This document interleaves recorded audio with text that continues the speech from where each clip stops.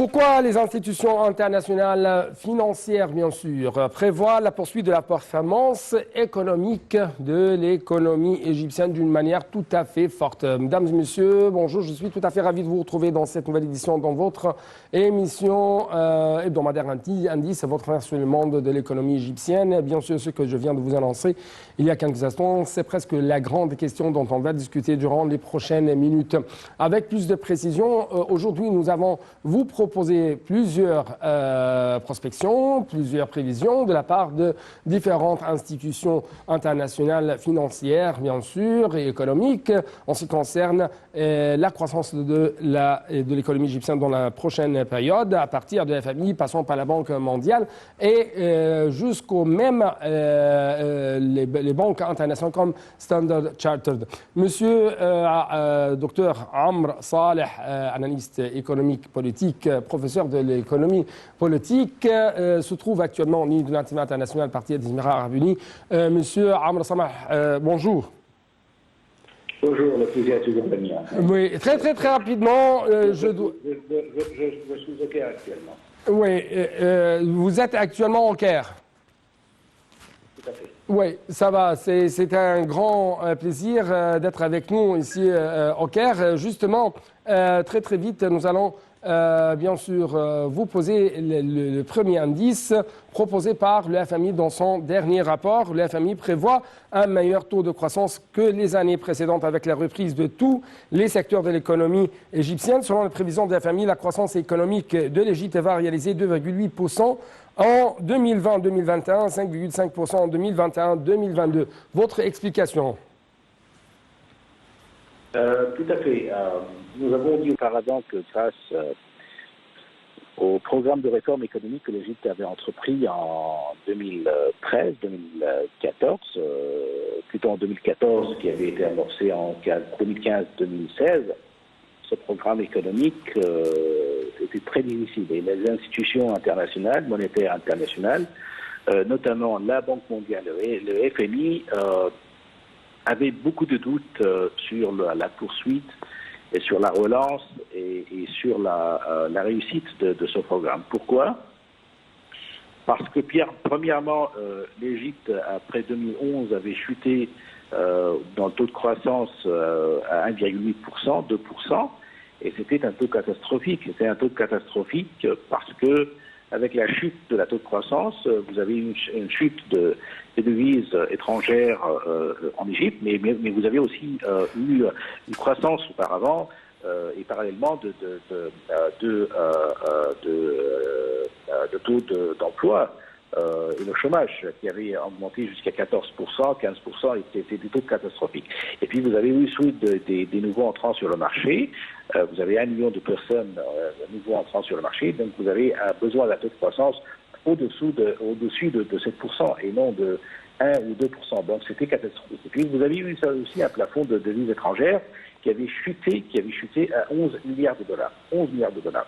Donc dans de telles conditions, avec une turbulence économique, sociale et politique, l'Égypte était vraiment dans un quasi chaos, je dirais, économique. Et donc les institutions internationales avaient beaucoup de doutes, et même, je crois que les Égyptiens aussi avaient même des doutes sur la poursuite d'un programme de réforme économique et un travail qui pourrait relancer la croissance économique.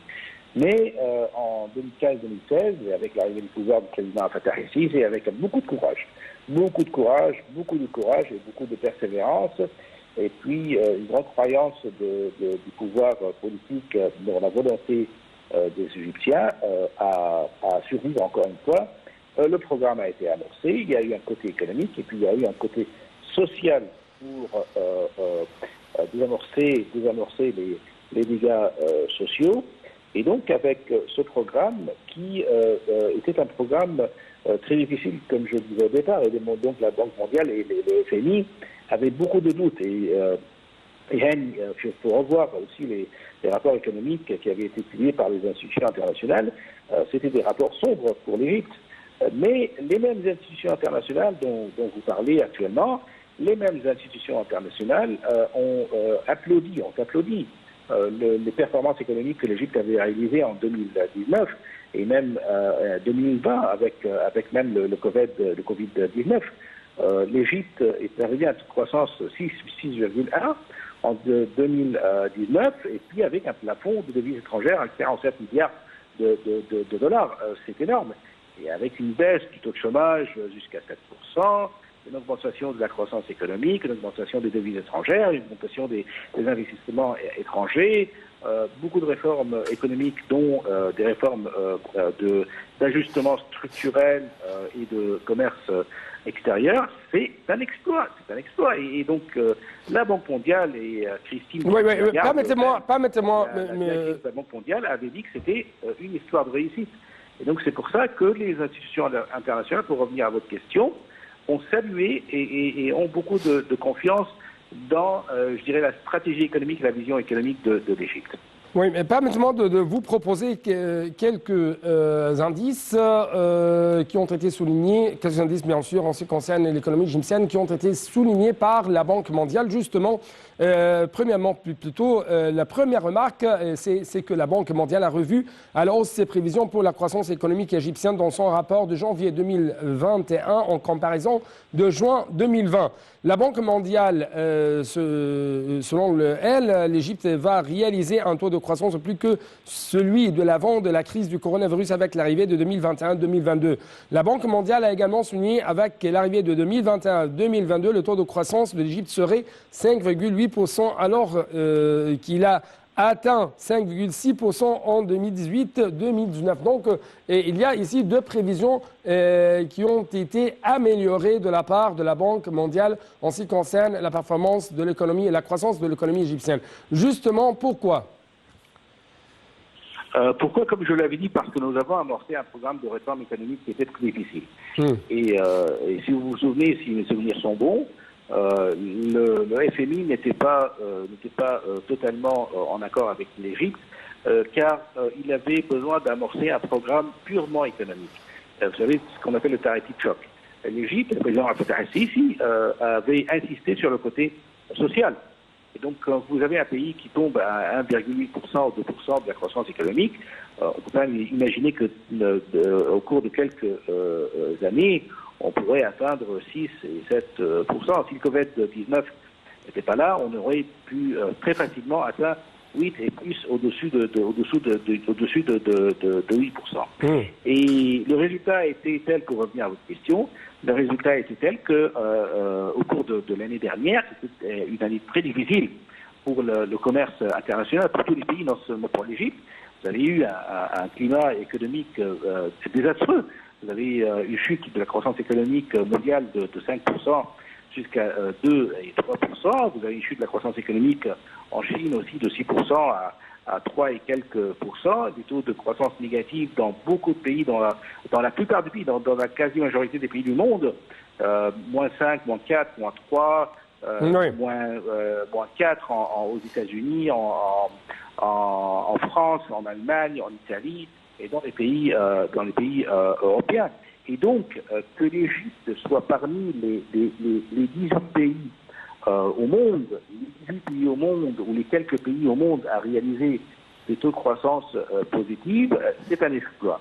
Et donc, encore justement, docteur Amr, je sais que vous êtes très occupé, donc pour clôturer cette édition, The Economist a dit que l'économie égyptienne fera un bon taux de croissance dans l'exercice en cours grâce au soutien de l'État aux méga-projets. Quant à Moody's, cette institution de notation financière, elle a dit que l'Égypte a dépassé les autres pays, ou avait dépassé les autres pays de la région du MENA, en transformant les investissements en une croissance dans son PIB. Donc, deux remarques à commenter de votre part. Premièrement, comment vous trouvez ce soutien apporté par l'État égyptien aux méga-projets et l'importance de ça sur la performance de l'économie égyptienne. Deuxièmement, c'est comment vous avez vu la politique gouvernementale de l'Égypte qui vise à transformer les investissements en une croissance dans le PIB de l'Égypte.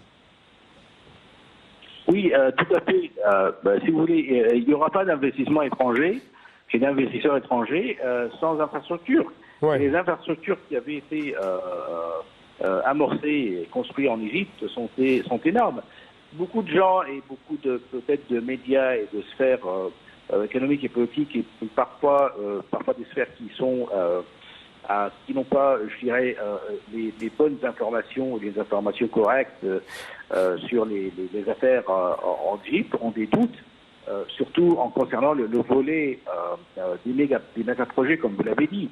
Mais il faut être d'accord sur le fait que il n'y a pas d'investissement étranger, il n'y a pas de croissance économique sans infrastructure. Toutes les infrastructures au monde, tous les pays du monde qui avaient réalisé des taux de croissance économique et un afflux des FDI, Foreign Direct Investment, des investissements étrangers. Il faut voir peut-être Dubaï, il faut voir en Malaisie, en Afrique du Sud, quels que soient les pays du monde, en Asie Sud-Est. Tous les pays qui ont réalisé des croissances économiques a été basé sur l'infrastructure, sur les infrastructures, que ce soit des infrastructures économiques, technologiques ou industrielles. Et donc, les méga-projets, pour revenir à votre question, les méga-projets avaient été un point très positif et même nécessaire et indispensable pour la croissance économique et pour l'afflux d'investissements et des investisseurs étrangers en Égypte. Oui, je dois vous remercier infiniment pour de tels commentaires en ce qui concerne l'économie égyptienne. Merci beaucoup, Monsieur Amr Saleh, pour votre, bien sûr, analyse, votre éclaircissement en ce qui concerne l'économie égyptienne. Merci beaucoup. Merci infiniment, le plaisir est le meilleur. Merci. Les éclaircissements et les analyses plutôt en ce qui concerne la performance de l'économie égyptienne, les prévisions en ce qui concerne le taux de croissance de l'économie égyptienne dans la prochaine période et pourquoi jusqu'à maintenant l'Égypte ou l'économie égyptienne a pu absorber les grands chocs économiques, que ce soit au niveau national, régional, ou même international comme le coronavirus. Justement, nous avons le plaisir d'avoir avec nous en ligne de NATV International Dr Passant Fahmy. Bien sûr, c'est une analyste économique, politique même, ex-membre très éminent dans la commission économique du Parlement égyptien. Et Dr Passant Fahmy également, c'est une spécialiste dans le domaine bancaire.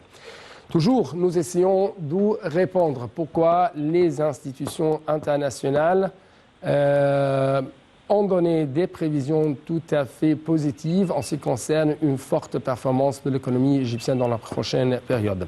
Donc, les analyses, les éclaircissements seront avec notre invité, Dr Passant Fahmy, qui se trouve actuellement en ligne de NATV International. Dr Passant Fahmy, merci beaucoup pour nous rejoindre à travers la ligne. Merci à vous, monsieur. Merci beaucoup. Donc, encore une fois, on trouve que les grandes institutions internationales, Fitch, Moody's, Banque mondiale, The Economist, le FMI, ont donné de bonnes prévisions très importantes en ce qui concerne l'économie égyptienne. Pourquoi, selon vous? C'est ça la première question. Tout d'abord, à cause du réforme économique qu'on a commencé à appliquer il y a plusieurs années, qu'on appelle les réformes économiques 2030. On a fait un grand effort pour vraiment rectifier beaucoup de problèmes qui existaient dans l'économie égyptienne et dans le marché égyptien aussi. Ça, c'est premièrement, et les résultats ont été tous positifs et ont été toujours... on avait toujours des révisions de la Banque mondiale et du FMI régulièrement qui prouvent que nous allons sur le bon chemin. Nous avons un plan qui a été développé par le gouvernement égyptien. Ça a été accepté par Monsieur le Président et par le Parlement et on a commencé à l'appliquer pas à pas. Ouais. Ça a été vu par tout le monde et on continue jusqu'à 2030. Deuxièmement, l'économie égyptienne, c'est une économie très bien diversifiée. C'est pour cela, quand on a eu le monde entier face à face à des problèmes trop compliqués, nous avons la chance de travailler dans des domaines qui peuvent vraiment diminuer le chômage, élever le GDP, développer le moyen de vie, qui sont pratiquement, premièrement, l'infrastructure. On a un très grand plan très optimiste pour développer l'infrastructure, non seulement entre les gouvernements égyptiens, mais aussi avec les régions dans la partie là où on vit, c'est-à-dire on a des routes et l'infrastructure avec le Maroc, cette partie-là, et avec le Golfe, les pays du Golfe, avec la Syrie, le Liban et la Jordanie, et l'Afrique aussi, parce que ce sont des régions qui vont être développées très professionnellement. Et l'infrastructure en Égypte, bien sûr, ça a créé un grand nombre d'emplois pour les jeunes. Ouais. Et aussi, ça a développé l'économie très positivement, parce que quand on travaille dans l'infrastructure, ça développe des villes. Et l'infrastructure et les villes développent aussi plus que 80, je répète 80 industries en parallèle. Oui. Ouais. Troisièmement, le point qui est très fort aussi, le climat. À cause du climat, on a pu avoir des investissements dans le domaine de l'agriculture, c'est-à-dire l'économie verte, et les industries qui sont basées sur cette économie. Et aussi l'économie bleue et les industries basées sur cette économie. Et on a pris le système de développer des villes spécialisées, c'est-à-dire chaque ville, nouvelle ville, sera spécialisée dans un domaine de l'industrie. Oui, toujours. Quatrièmement, c'est un point plus important, 50% de la population sont des jeunes. Alors pour ces points-là, l'Égypte a eu, malgré tout ce qui se passe au monde entier, et malgré Corona, on avance d'un jour à l'autre d'une façon très professionnelle. Oui, j'aimerais bien vous révéler les remarques et les notes qui ont été soulignées par les différentes institutions internationales, financières et économiques, bien sûr, en ce qui concerne la croissance de l'économie égyptienne, la performance actuelle, la performance dans la prochaine période de l'économie égyptienne, notamment à l'effet de ce désastre du coronavirus. Pour l'économiste, par exemple, l'économie égyptienne fera un bon taux de croissance dans l'exercice en cours grâce au soutien de l'État aux méga-projets. Pour Moody's, l'Égypte a dépassé... permettez-moi de vous donner les remarques, les différentes remarques. Donc, les méga-projets, un point fort en ce qui concerne la croissance économique, selon les économistes. Moody's, l'Égypte a dépassé les autres pays de la région du MENA en transformant les investissements en une croissance dans son PIB. Et justement, pourquoi et comment l'Égypte a pu faire ça? C'est une autre question.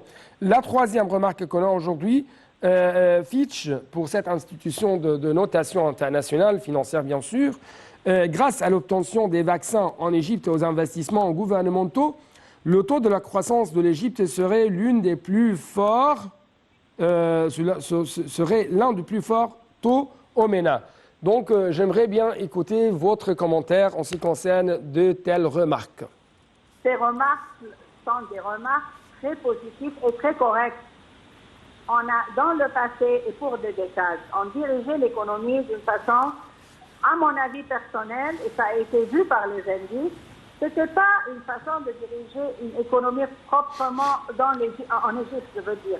C'est-à-dire, on n'a pas utilisé les points forts de l'économie égyptienne qui existent pour développer une économie. Par exemple, si on parle du côté de l'agriculture et de l'alimentation, on ne voulait pas offrir tout ça en Égypte et on importait tout, entre guillemets, pourquoi vous faites ça? Parce que c'est plus bon marché d'importer.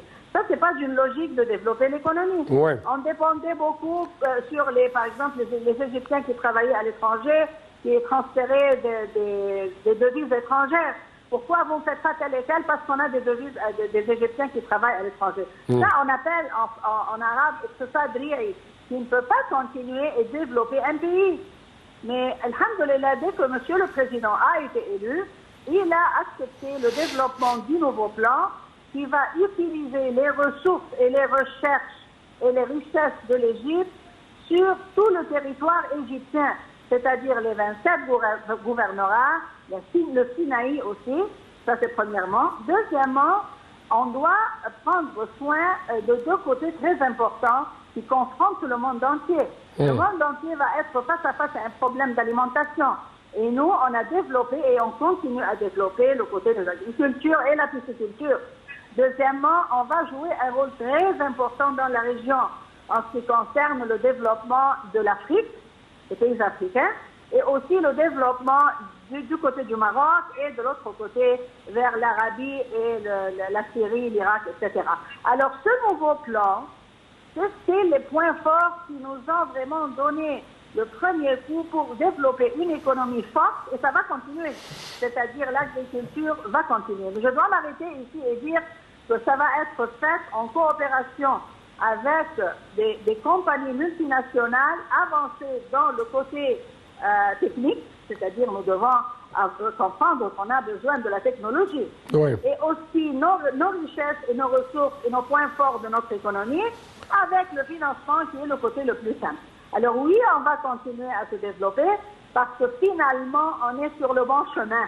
Oui. On est plus sur d'autres chemins qui n'étaient pas vraiment le chemin désigné pour que l'Égypte avance à ce point-là que toutes les institutions mondiales sont en train d'écrire des rapports très positifs. Donc, vous partagez, ou vous, si je peux dire, soutenez plutôt les prévisions, les statistiques présentées par le FMI en ce qui concerne les exportations égyptiennes des denrées et des services et qui vont atteindre 38,3 milliards de dollars durant l'exercice actuel 2020-2021. Définitivement. Pourquoi? Parce que nous allons aussi jouer un rôle très important qu'on faisait depuis les pharaons. Nous sommes l'entrée vers l'Afrique. Nous sommes le centre du monde entier, si on regarde la géographie. Nous avons un climat très agréable qui nous donne la possibilité de travailler 365 jours, jour et nuit, en plein air. Oui, l'importance, Fitch, par exemple, encore une fois, a dit que grâce à l'obtention des vaccins en Égypte et aux investissements gouvernementaux, le taux de la croissance de l'Égypte serait l'un des plus forts taux au MENA. Pour la banque Standard Chartered, l'économie égyptienne réalisera la plus rapide croissance dans la région en 2021. Donc, encore une fois, je dois jeter la lumière sur cette question. Pourquoi le fait d'obtenir les vaccins représente un point fort pour l'économie égyptienne? Tout d'abord, bien sûr, le vaccin est très important pour la santé des gens qui vont travailler. Mais pourquoi on va atteindre ces indices? Parce que nous avons un plan très optimiste que M. le Président a mis en place. C'est le développement de l'Égypte nouvelle, l'Égypte avancée, advanced. Alors, parce que ce plan-là est mis en place et ça commence à travailler, et l'infrastructure, ça va continuer. C'est pour cela qu'ils ont mentionné que ça va continuer pour longtemps. Nous avons 27 gouvernorats qui vont être développés, de nouvelles villes, de l'infrastructure, et ça, c'est le côté gouvernemental. C'est vrai qu'on prend comme subcontractors, comme on dit, des compagnies privées égyptiennes, mais en fait, ça, c'est le plan gouvernemental que M. le Président a décliné, et ça va continuer pour au moins 10 ans dans le futur, parce que le plan, c'est 2030. Oui, très rapidement. Ces indices-là ont été mentionnés. Oui, très rapidement, j'aimerais vous poser quelques questions en ce qui concerne des indices très importants. Par exemple, le taux d'inflation, selon les économistes, va réaliser en Égypte 5,5% durant 2021 et 6% plutôt en 2022. Le FMI, la dette générale, ou d'après le FMI, la dette générale de l'Égypte par rapport au PIB réalisera 93% en 2020-2021. Donc, ça sera le dernier commentaire. On va essayer de vous rencontrer, de vous appeler dans d'autres épisodes pour avoir un plaisir. La dette, en comparaison avec le GDP, ça, c'est pas un problème. Parce que l'argent dont on prend est bien vu. L'argent est dépensé dans l'investissement, c'est-à-dire qu'on peut très bien payer et ça ne constitue pas un problème. Je voudrais insister à ce point-là. Oui, la dette, ça va vraiment atteindre 93%, mais tout l'argent qui sont prêts ne sont pas prêts pour manger. Ils sont prêts pour faire des investissements qui vont développer l'économie et bien sûr, après ça, ça va être une réflexion sur, comme on appelle, le GDP va augmenter davantage et le pourcentage va diminuer. Oui. Docteur Passan Fam, je dois vous remercier infiniment pour de tels éclaircissements de votre part en ce qui concerne la performance de l'économie égyptienne. Merci beaucoup. Donc, c'était tout pour cette édition, chers téléspectateurs. Bonne suite de nos programmes sur NAL TV International.